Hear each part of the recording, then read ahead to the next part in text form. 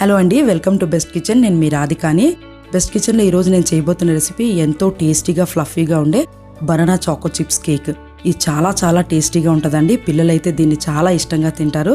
ఇలా choco chips add చేయడం వల్ల మధ్యలో చాక్లెట్ టేస్ట్తో ఈ కేక్ మరింత టేస్టీగా ఉంటుంది.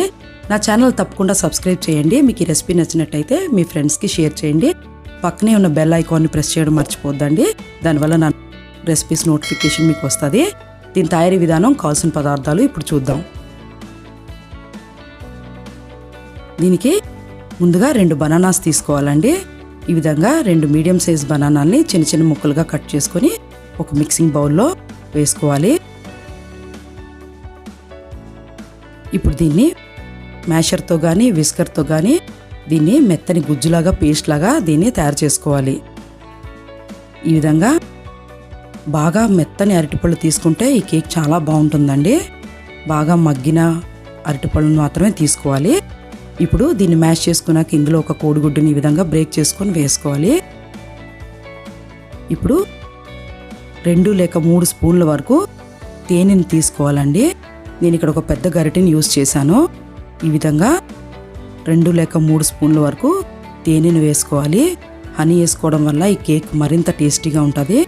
ఇప్పుడు దీన్ని ఒక విస్కర్ సాయంతో ఈ విధంగా బాగా కలుపుకోవాలి, మిక్స్ చేసుకోవాలి. ఇప్పుడు నేను ఒక కప్పు షుగర్ తీసుకున్నాను. ఒక టీ కప్ తోటి దీన్ని మెత్తని పౌడర్ లాగా తయారు చేసుకోవాలి. ఇప్పుడు ఈ మిక్సింగ్ బౌల్లో ఈ పౌడర్ని వేసుకోవాలి. ఈ షుగర్ పౌడర్ని వేసుకొని మరోసారి ఈ విధంగా బాగా కలుపుకోవాలి. ఈ విధంగా ఉండలు లేకుండా కలుపుకోవాలి. ఇప్పుడు ఇందులో ఒక పావు కప్పు దాకా సన్ఫ్లవర్ ఆయిల్ని వేసుకోవాలి. మీ చాయిస్ ప్రకారం బటర్నైనా వాడుకోవచ్చు. ఇక్కడ నేను నార్మల్ కుకింగ్ ఆయిల్ తీసుకున్నాను. మళ్ళీ ఈ విధంగా విస్కర్తో బాగా కలుపుకోవాలి. ఇప్పుడు ఇదే కప్పుతో నేను ఒక 1.5 కప్పు దాకా మైదా పిండిని తీసుకున్నాను.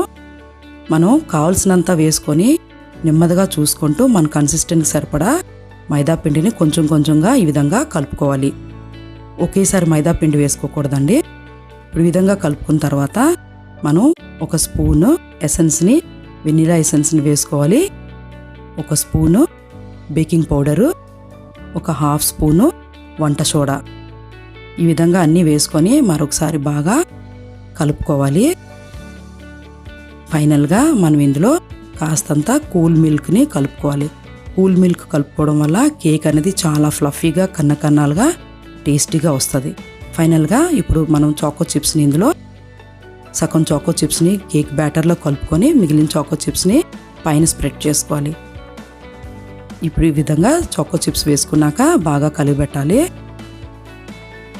ఈ విధంగా కన్సిస్టెన్సీ ఇలా ఉండేలాగా చూడండి. రిబ్బన్ లాగా ఈ విధంగా ఉండాలి కన్సిస్టెన్సీ అనేది.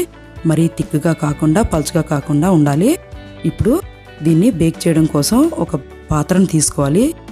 ఒక మందపాటి పాత్రను తీసుకొని స్టవ్ ఆన్ చేసుకుని ఈ విధంగా పెట్టుకొని కాస్తంత సాల్ట్ కానీ ఇసుక కానీ వేసుకోవాలి. దీనివల్ల మనకి పాత్ర అనేది పాడవకుండా ఉంటుంది.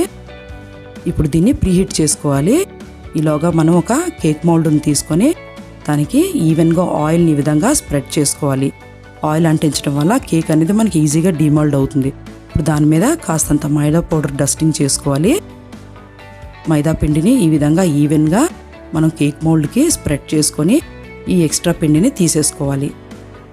ఇప్పుడు ఇందులో మనం ఈ మిశ్రమాన్ని, కేక్ బ్యాటర్ని వేసుకోవాలి. ఈ విధంగా వేసుకొని ఒక్కసారి ట్యాప్ చేసుకోవాలి. ఇట్లా ట్యాప్ చేయడం వల్ల ఎక్కడైనా కన్నాలు ఉన్నా, ఎయిర్ బబుల్స్ ఉన్నా మనకి పోతుంది. ఇప్పుడు ఇది హీట్ అయ్యిందండి, ప్రీహీట్ అయ్యింది. స్టాండ్ పెట్టుకోవాలి. ఇప్పుడు ఫైనల్గా మనం మిగిలిన ఈ చాకో చిప్స్ని ఈ విధంగా పైన స్ప్రెడ్ చేసుకోవాలి. ఇప్పుడు దీన్ని మనం ఫైనల్గా బేక్ చేసుకోవాలి. దీని బేకింగ్ టైం 15 నుంచి 20 నిమిషాల దాకా పడుతుందండి. నేను చేసింది ఒక మీడియం సైజ్ కేక్ కాబట్టి 20 మినిట్స్లో బేక్ అయిపోయింది. ఈ విధంగా కవర్ చేసుకొని బేక్ చేసుకోవాలి. ఇప్పుడు 20 నిమిషాలు అయిందండి. కేక్ చూడండి పర్ఫెక్ట్గా బేక్ అయినట్టు కనబడుతుంది. ఇది బేక్ అయిందా లేదా అన్నది ఈ విధంగా మనం ఒకసారి టెస్ట్ చేసుకోవచ్చు. ఒక నైఫ్ తీసుకొని ఈ విధంగా గుచ్చినట్టయితే లోపల చూడండి ఎక్కడా కూడా మనకి ఏది అంటుకోలేదు. అంటే కేక్ మనకి పర్ఫెక్ట్గా బేక్ అయినట్టు. ఇప్పుడు దీన్ని మనం కూల్ చేసుకోవాలి. కూల్ చేసుకున్న తర్వాతే డీమోల్డ్ చేసుకోవాలి. కూల్ అవడం వల్ల మనకి చాలా త్వరగా డీమోల్డ్ అవుతుంది కేక్ అనేది. ఈ విధంగా ప్లేట్లో డీమోల్డ్ చేసుకుంటే కేక్ చాలా సులభంగా వస్తుంది. చూడండి ఎంత పర్ఫెక్ట్గా ఉందో, కేక్ కింద అంటకుండా మాడకుండా. చూడండి చాలా చాలా టేస్టీగా ఉంటుంది, పర్ఫెక్ట్గా ఉంది. ఈ విధంగా తప్పకుండా మీరు కూడా ట్రై చేసి చూడండి. ఇందులో మనం తేనె, బనానా, ఎగ్ అన్నీ కలిపాం కాబట్టి ఇది హెల్త్కి కూడా మంచిదే. పిల్లలు దీన్ని చాలా ఇష్టంగా తింటారు. టీ టైమ్ స్నాక్స్ కింద కూడా మీరు తినొచ్చు. తప్పకుండా మీరు ఈ రెసిపీని ట్రై చేసి చూడండి, మీకు నచ్చుతుంది. ఈ రెసిపీ కనుక మీకు నచ్చినట్టయితే తప్పకుండా మీ ఫ్రెండ్స్కి, రిలేటివ్స్కి అందరికీ షేర్ చేయండి. మరిన్ని వెరైటీ రెసిపీస్ కోసం నా ఛానల్ తప్పకుండా ఫాలో అవ్వండి. ఇప్పుడు ఒక పీస్ కట్ చేసి చూసినట్టయితే చూడండి కేక్ అనేది ఎంత సాఫ్ట్గా ఉందో. పర్ఫెక్ట్ ఫ్లఫీగా ఉంది, సాఫ్ట్గా ఉంది, స్పాంజీగా ఉంది. ఇది చాలా చాలా బాగుంటుందండి. ఇదే విధంగా మీరు ట్రై చేసి చూడండి. మరిన్ని వెరైటీ రెసిపీస్ కోసం నా ఛానల్ తప్పకుండా ఫాలో అవ్వండి. Thank you for watching.